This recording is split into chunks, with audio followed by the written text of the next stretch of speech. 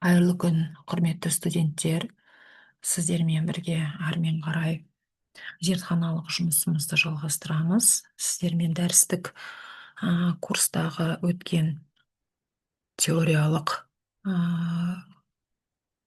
тақырыптарымызды енді соны зертханалық жұмыста жұмыс жасау арқылы көретін боламыз. Бүгінгі біздің бірінші зертханалық жұмысымыз ол ақпараттың потенциометрлік датчиктерін зерттеу болып саналады. Жұмыстың мақсаты операционды күшейткіштерді қолданудың типтік сызбаларын және олардың техникалық сипаттамаларын, күшейткіш коэффициенттерін беру әдістері мен тұрақты және айнымалы тоқты күшейту режиміндегі операциондық күшейткіштің жұмысын зерттеу болып саналады. Операционды күшейткіштің дифференциалды сызбасы негізінде сигналды түрлендірудің көпірлік сызбасымен танысамыз. Жалпы потенциометрлік датчиктер дегеніміз бұл жылжымалы қозғалтқышы бар түйістіргіш ретінде реттелетін резистор. Электрлік кернеуді реттеу үшін сонымен қатар ығысу датчик ретінде қолданылады.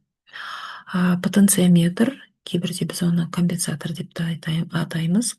Компенсациялық әдіспен электр қозғалтқыш күшті кернеуді және онымен функционалды байланысқан шамаларды өлшеуге арналған аспап болып саналады.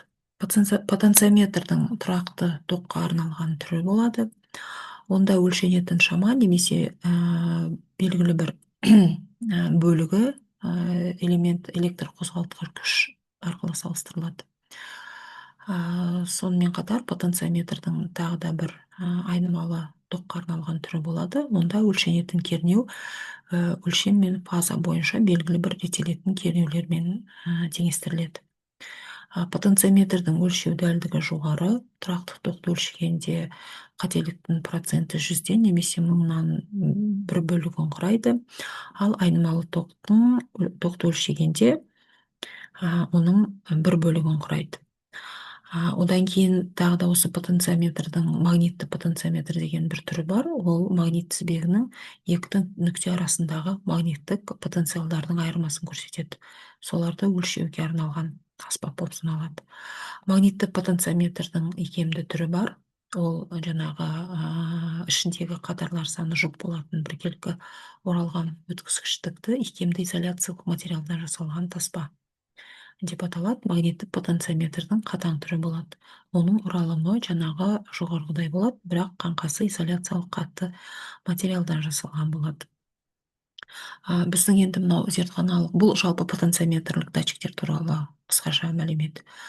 Жұмыстың орындалу тәртібі, бұл жерде жұмысты таңдау барысында жаңағы оқытушының берілген нақты бір операционды күшейткіштің сипаттамалары зерттеледі. Жалпы жағдайда инверторлы және инверторлы емес У шығыс кернеуінің У кіріс тәуелділігі режиміндегі операционды күшейткіштің ауыспалы сипаттамасын тұрғызып, оларды анықтау керек. Берілген бойынша күшейткіш коэффициентінің сәйкестігін анықтауымыз керек. Алмастыру кернеуін анықтауымыз керек. Сонымен қатар айнымалы кернеудің күшейту режиміндегі шектік жиілікті анықтау қажет. Бұл модельдеу бағдарламасы Electronics Workbench бағдарламасында орындалады және де бодиплоттер көмегімен орындалады. Бірінші және екінші, үшінші суреттерде операциондық күшейткіштің қосу сызбасының қосу нұсқалары көрсетілген. Жұмыстың орындалу әдістемесі жаңағы оқытушыдан студентке тікелей зертханалық жұмысты орындау арқылы және зерттелетін сызбаның типіне байланысты жеткізіледі. Вариант бойынша біз не беруімізге болады? Нұсқаларын беріп, сол вариант бойынша орындауымызға болады. Мысалы, кедергі, операциондық күшейткіштің типі, немесе журнал бойынша белгіленген номермен ары қарай орындауға болады. Ары қарай Workbench бағдарламасын қосу арқылы біз осы схеманы жинап жұмыс істеу принципімен танысатын боламыз. Операциондық күшейткіш жалпы үлкен күшейту коэффициентіне ие, дифференциалды кірісі бар тұрақты тоқ күшейткіші. Схемаларды қолданғанда операциялық күшейткіш әрқашан теріс кері байланыспен қолданылады. Бұл жоғарғы үлкен күшейту коэффициенті деп аталады. Мысалы, мына жерде бізде уже инверторлық емес операциондық күшейткіштің сызбасы көрсетілген. Бұл неден тұрады? Инверттемейтін кірістен тұрады. Инверттейтін кірістен тұрады. Олар мыналар: плюс, минус, плюс инверттемейтін кіріс, минус инверттелетін инверторлы кіріс, қорек көзінің минусы, қорек көзінің плюсы, мынау шығыс сигналы болып саналады. Идеалды операционды күшейткіш бұлар өздерінің есептеу формуласы арқылы есептеледі. А көбейтілген В плюс минус В минус тен А көбейтілген УТ деген формуласы бар. Бұл жерде операциялық күшейткіштің кері теріс байланыс күшейту коэффициенті көрсетілген, уды дифференциалдық кернеу көрсетілген, және де параметрлері көрсетілген. Операциялық күшейткіштер кіріс кедергісі шексіздікке емес, 1 мегаом мен 1 тераом арасында қабылданады. Күшейткіш коэффициенті 1-ге тең болады, және де 3 каскадта жиналады. Бірінші каскад кіріс кедергіні арттыру үшін, екінші күшейту коэффициентін арттыру үшін, үшінші шығыс кедергіні кеміту үшін. Мынау ғой. Мынау бізде операциондық күшейткіштің бейнесі. Сол осы 3 каскадтан тұрады, және де операциондық күшейткіш жоғарғы жиілікте өз қасиеттерін жоғалта бастауы мүмкін. Операциондық күшейткіштің мынау инверторлы түрі, мынау инверторлы емес түрі, мынау инверторлы түрі. Инверторлы емес түрі инверттелмеген деп те атауымызға болады. Бұл күшейткіш кернеуді күшейтетін, күшейту коэффициенті 1-ден үлкен операциондық күшейткішке жалғау схемасы болып саналады. Шығыс кернеудің сипаттауға арналған формуласы бар. В ауттен В 1 қосылған R2 бөлінген R1. Кіріс кедергісі шексіздікке тең болады. Және де практикада бұл 1 мегаомға тең болады. Бұл инверттеуші емес, инверторлы емес. Инверттейтін күшейткіш, ол мынау екінші схема инверторлы. Бұл инверторлы күшейткіш кіріс кернеуді күшейту коэффициентіне көбейте отырып күшейтетін тізбек. Жалпы келесі түрде бейнеленеді, мынау түрде. Және бұл жерде кері байланысы болады. Кірістегі кедергілері мынау кедергі, кіріс кедергісі. Бұл жердегі шығыс кернеуі, мына жердің формуласы U тең R бөлінген R ин болады.